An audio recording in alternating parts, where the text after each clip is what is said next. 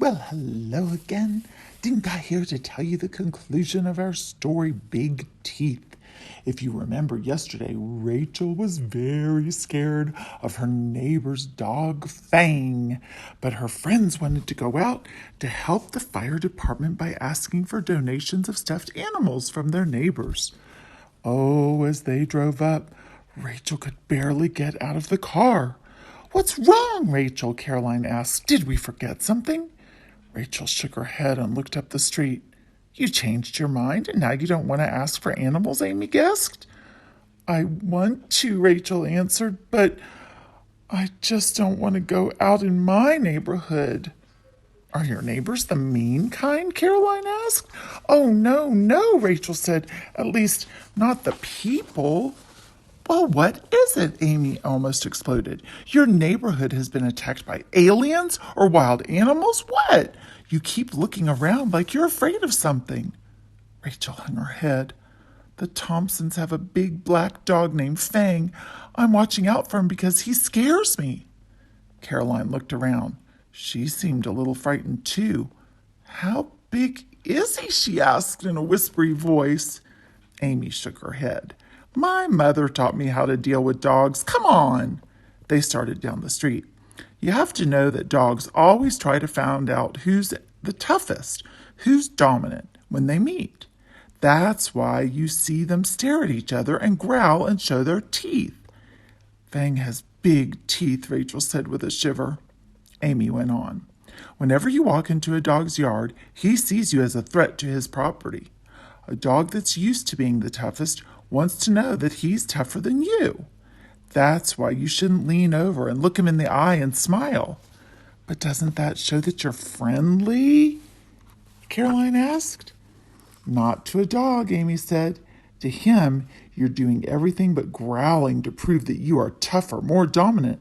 So he wants to prove his toughness by fighting. So, what should I do if a big dog runs at me? Rachel asked. Just stand still. Don't run. Don't scream. Just stand still and straight.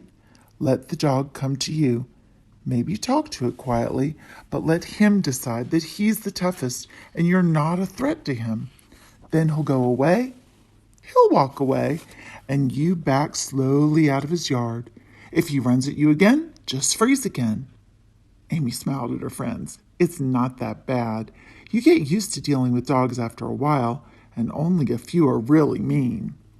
The girls began knocking on doors, and the people were happy to help. Soon they had more stuffed animals than they could carry. Whoa, help! Amy shouted as she slipped. 6 teddy bears hit the sidewalk. Here, Rachel laughed.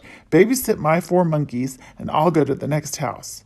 She was almost to the door when she heard a growl. There was Fang, right at the corner of the house, staring straight at her. Rachel froze. All she could see was Fang's big teeth. It was too late to run. Rachel tried to remember what Amy had said. Cover my eyes? Turn my back? Scream at the top of my lungs? No, now I remember. I hope she was right. Standing straight up, she watched out of the corner of her eyes as the dog walked slowly up to her, still growling and showing his teeth. She even tried to talk to him. That's a good boy, Fang. Fang stopped growling and looked confused. Out on the sidewalk, Amy and Caroline held their breath, and just then the door opened from the house. Fang, come here. Leave that poor girl alone. It was Mrs. Thompson. Immediately, Fang ran to her. I'm so sorry, Rachel. Oh, Rachel started breathing again. She tried to smile. Mrs. Thompson went in. Come on in and bring your friends. Fang, you should be ashamed for being so mean to these nice girls. Fang did look ashamed. He crawled along the floor and tried to cover his sad eyes with his paws.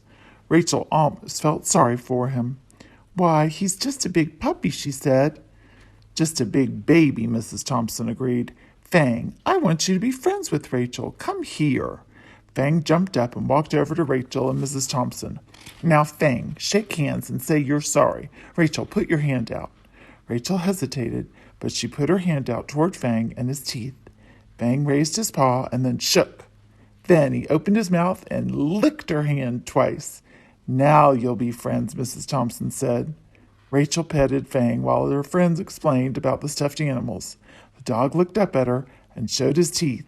"Look," she said, "I think Fang is smiling at me."